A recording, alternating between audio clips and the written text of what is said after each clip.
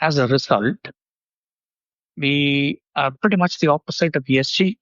So in ESG, you're typically talking about compromising a bit of profits for you to be sustainable. Here, we are using sustainability to become more profitable.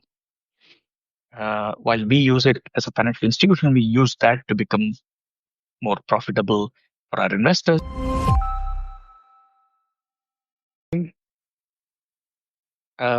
This week's strategy review is going to be about the various biggest risks that we face today as investors and what we are doing about it, and more specifically, what learnings we have from the markets and how this has kind of shaped our strategy.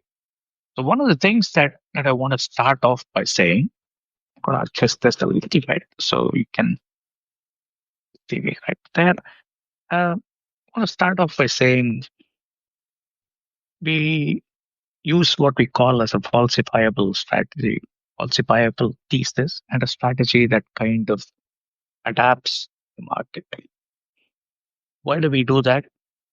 That's because if you had a rigid thesis, let's say ESG, for instance, we had a rigid thesis, and then we said, yeah, we are always going to invest in um, investments that are aligned to certain ESG rating or whatever.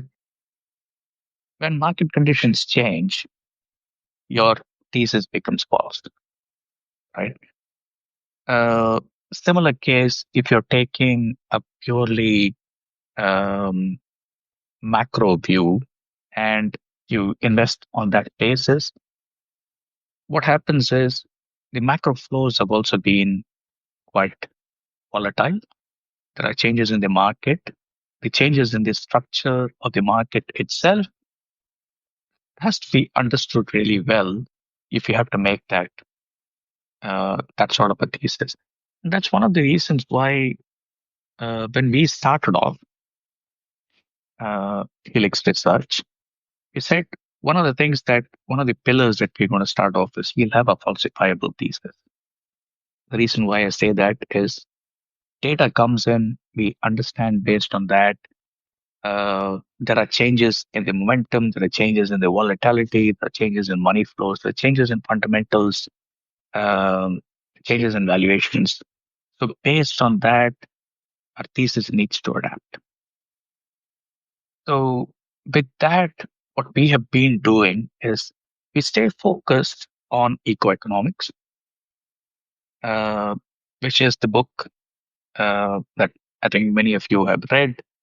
Um, and I hear from many of you saying that you follow big stocks on their spaces, etc. Um, some of you have also said you've made some changes to your businesses, transformed your business based on ecoeconomics.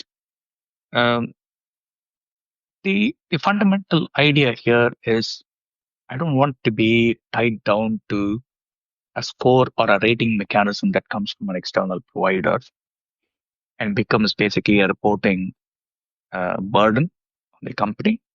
I don't want to use that. I don't want to be dependent on a rigid mechanism like CDP or SASB or GRI, etc., to guide what goes into my investing strategy. Instead, instead, the way we look at it is we look for a triangular relationship. That triangular relationship is between financial sustainability, environmental, and social sustainability. As a result, we are pretty much the opposite of ESG. So in ESG, you're typically talking about compromising a bit of profits for you to be sustainable. Here, we are using sustainability to become more profitable. While we use it as a financial institution, we use that to become more profitable for our investors.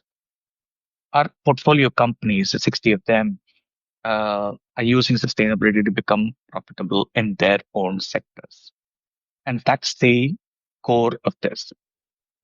Now, this core uh, doesn't work on its own.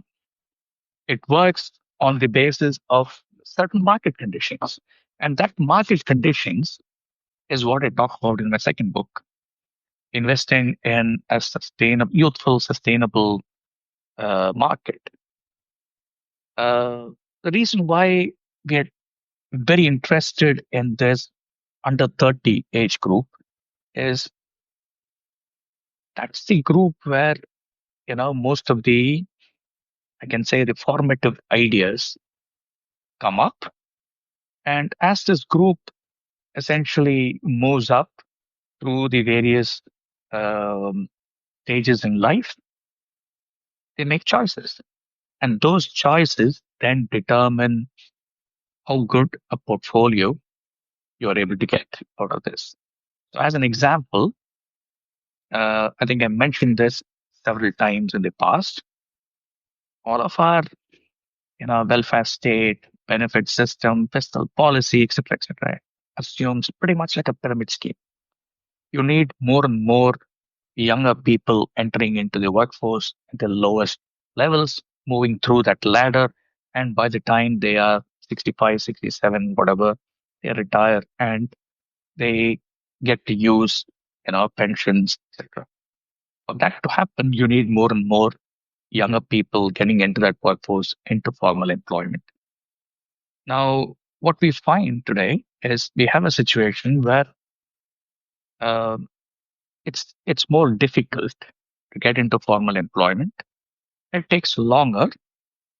We have unemployment and we have underemployment at that stage. Those companies which tackle this and are able to bring in, young blood into the workforce at the right time are highly profitable. So you can invest in them, right? These people inherently, and in fact, even even pretty much the older population. I was just walking down the area last few days, and what I find is, in comparison to maybe 5 years back, there are more electric vehicles on the road. Now, that tells me two things. One is maybe it is a London only kind of a scenario. That's not the case. When we when we travel around the UK, we see that in uh, pretty much every area that we go to, every location that we go to, every city that we go to, there are EV chargers, there are a number of electric vehicles, etc. And what we also find is, um, I haven't heard, at least in the last 5 years or so, I haven't heard somebody say, I bought an EV and now I've switched into petrol or diesel car. I haven't heard that. There are more and more of our friends who are buying an electric car or switching into an electric car altogether, right? So that trend is progressing. Now, if you look at it, the first time car buyer, that too within the under 30 age group, likely to select an electric vehicle. So if you pick that as a statistic, and if you look for the most popular electric vehicle brand um, around you, invest in that stock. It's going to go up any which way. It's quite logical. Uh, Similarly, what we also find is on our road trips around the UK, uh, we find many solar farms coming up or fully in operation. Many places where we find those wind turbines working, etc. So that move to renewable energy is not just on paper; it is happening in sort of real life. So if you are investing in those stocks, likely to go up, obviously, because there's more and more adoption as we speak. Now, one of the things that uh, some of our um, investor friends have been asking is what happens because of Trump and his anti-ESG kind of a stance. I'll give you a pretty much a very uh, short story here, right? Uh, Anything with respect to investing, there will be a number of, short-term changes. There will be a number of, these hiccups. And because of those hiccups, there will be fickle capital that goes away. I take the example of, um, Crossrail here in the UK. As the project was announced and a lot of work was going on in planning this out, etc. Uh, what we quickly figured out was, if you look at Tower Hamlets as the area around, Canary Wharf and all that, if you basically look at it, that area was going to benefit massively. So people who invested over there, either commercial real estate or residential real estate, etc., they benefited massively. But did they benefit in the short term? The answer is no. It takes much longer. It is patient capital that kind of pays. So if you're looking at environmental social benefits of a particular company, then look at it long term. Don't look at it as this year, this quarter, and maybe today.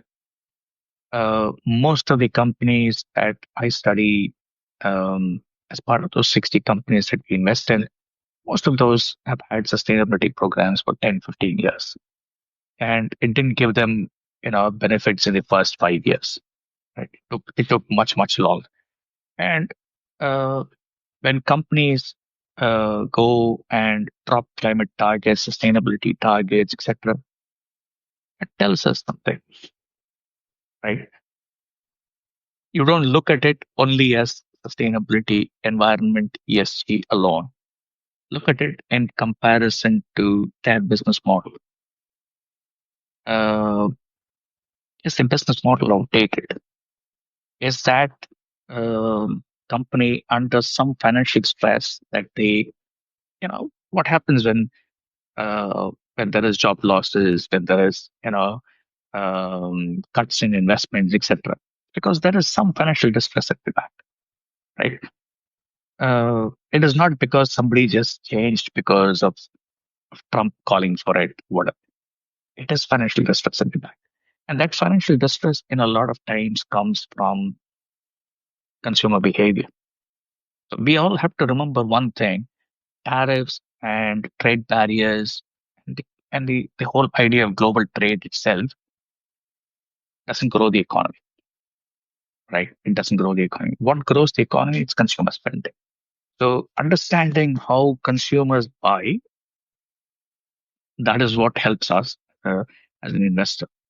So uh, from our perspective, we look at how consumer spending is changing over time, and we naturally change our strategy going forward in terms of which stocks we want to pick up, which ones we want to focus on, etc. Now, as you might know already, it's like 60 stocks that are part of the hedge fund. There are a number of private companies that we sponsor as part of our investor club. If you've joined our investor club, then obviously there is um, lots and lots of opportunities over there in order to invest into various private companies. One of them that we are talking about more recently. This is a US based listed company. Um, it's OTC listed. Um, they are bringing in a method to cap gas emissions from abandoned gas wells in the US.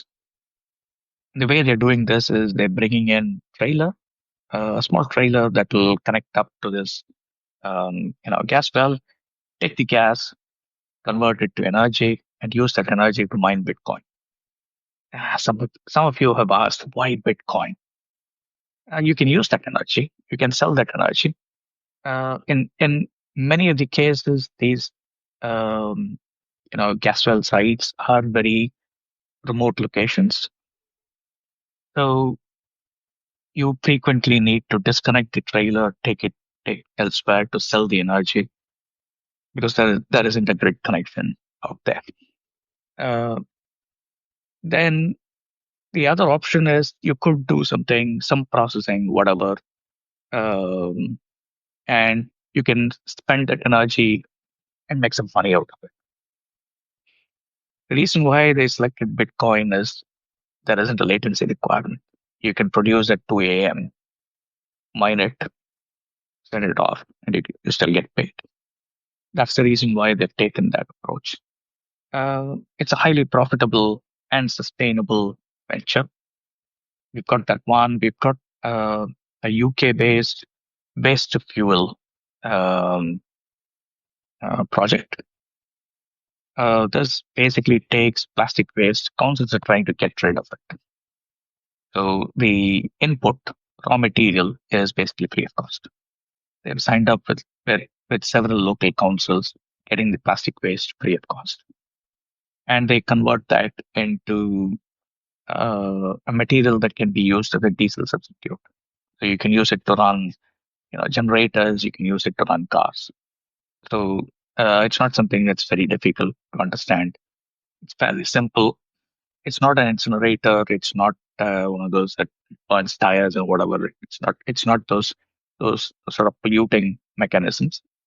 It's quite an advanced technology, patented, and the founding team comes with over 20 years of experience in this line, uh, working for working for various large recycling firms.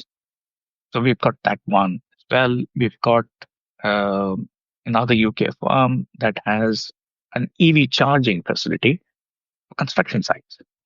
So right now, many of the UK construction sites also use electric powered equipment like cranes, like forklifts, etc. They are electric powered rather than running on diesel.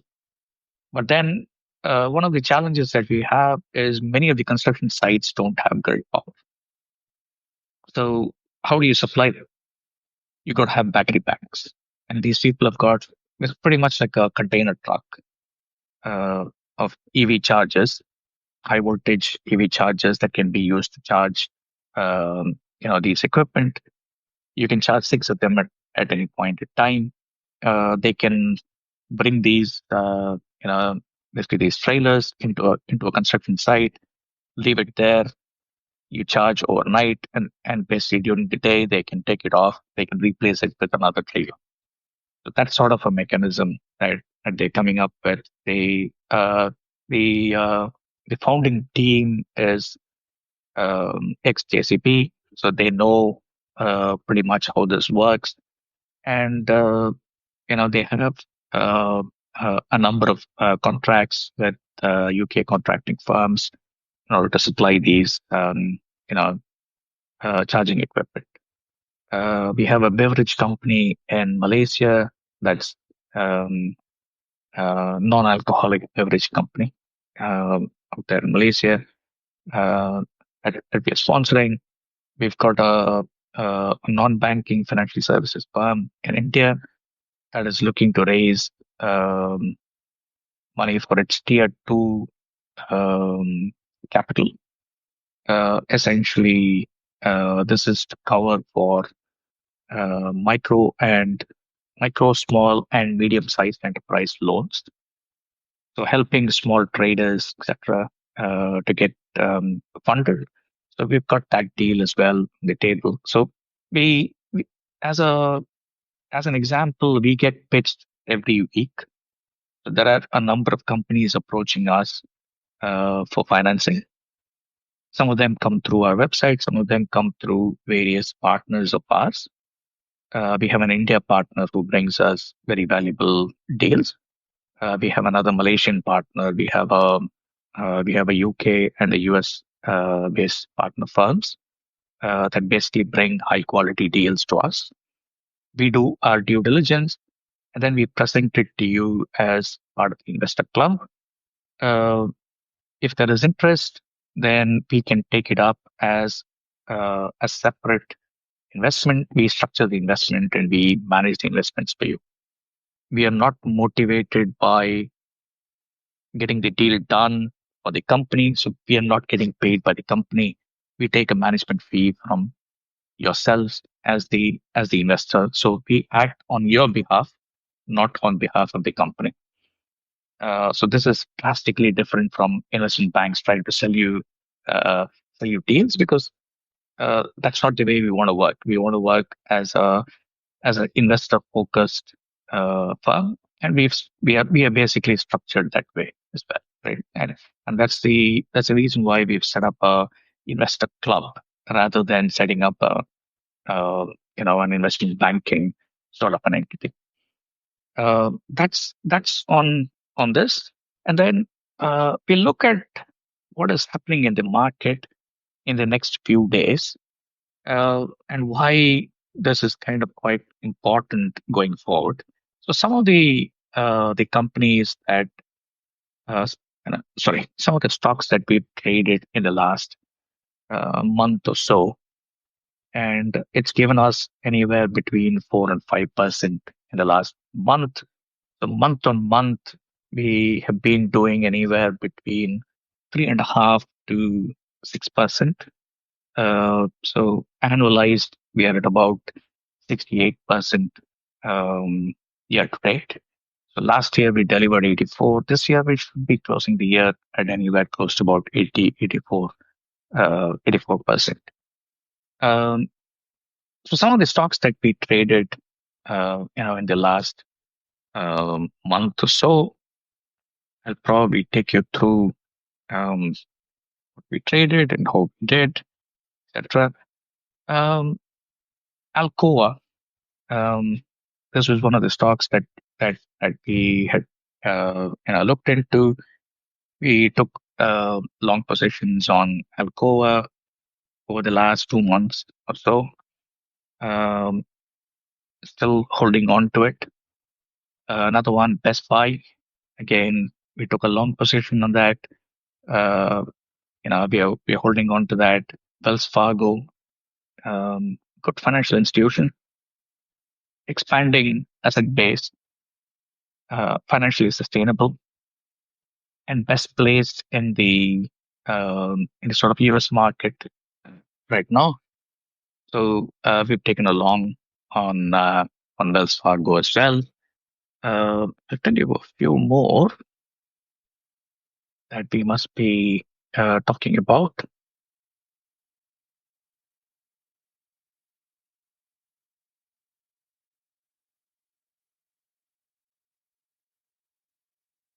Okay, they um, one of the other stocks that we kind of looked at is Applied Materials. Um, Again, semiconductors is one of the areas where we've focused on. We took again a long position on AMAT. We've uh, we've stayed invested in this. Um, we took a few short positions in between Intel, Tesla. We took a short on that. Um, we took a short on um, which one was that? NVIDIA, right? We took a short on that. So most of these short positions are basically tactical shots. So we kind of stay short for a short period of time, 2 to 3 weeks at a time, generate enough return, close that position. Our long positions tend to be positional or swing based, which means that we stay invested for maybe a quarter, slightly more than a quarter at any point in time, book the profits, move on to move on to another trade. Uh, the third category that I'd like to talk about is those that are likely affected by the micro moves, right? So the macro environment has been changing over the last 6 months plus since Trump assumed office. There have been a number of changes in there, and macro environment has been shifting.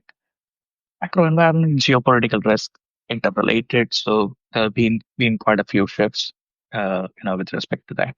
And I want to cover a little bit of the knowledge gap that um, many investors have. Uh, Trump doesn't control the world, right? He controls a country called US, and that too, he only controls the federal setup. The US in itself is a conglomerate of 50 states, and each state is an economy on its own. And when I say each state has an economy on its own, California as one state alone can equally be a country, right? So what we have to understand is the states have their own regulations. Uh, Trump coming into power, Trump changing things, yes, it does disrupt. And right now we have the situation also with that government shutdown. I don't want to play too much into it because what it does is it's more of a pain, a slight ache, maybe a slight headache or whatever.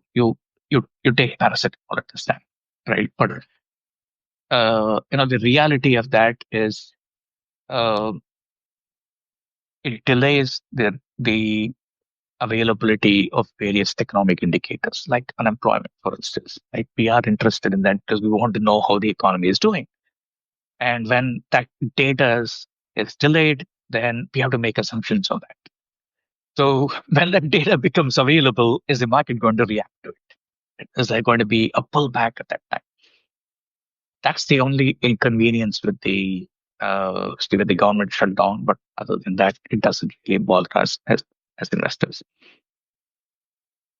Now, what is happening on the global trade and supply chain environment is the moment you put these roadblocks, supply chains get disrupted, right? Let's not even talk about what happens to the American consumer, etc. The moment these supply chain disruptions happen, let's just understand bare minimums. Uh, when demand is there, but supply shrinks, prices will go up. Now, when one commodity price goes up, we don't call that as inflation. And that hits a wide basket of things that generally people buy, like food, like housing, like transportation, etc. It hits a broad set of things. That's what is called inflation.